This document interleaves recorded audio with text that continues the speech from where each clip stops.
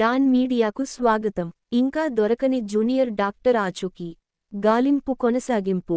అల్లూరి సీతారామరాజు జిల్లా మారేడుమిల్లి మండలం జలతరంగని water falls వద్దకు ఏలూరు వైద్య కళాశాలకు చెందిన విద్యార్థులు విహారయాత్రకు వచ్చి స్నానాల కోసం దిగి గల్లంతై సుమారు 12 రోజులు కావస్తున్నా ఒకరి ఆచూకీ ఇప్పటి వరకు తెలియకపోవడం పట్ల సర్వత్రా ఆందోళన వ్యక్తమవుతోంది.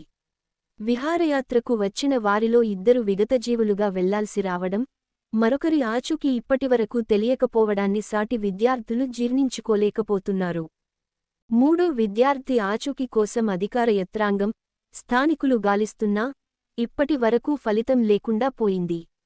జలతరంగని వాగు నుండి పాములేరు వాగులోకి, అక్కడి నుండి ప్రవాహవేగానికి గోదావరి నదిలోకి చేరుకునే అవకాశం కూడా ఉంది.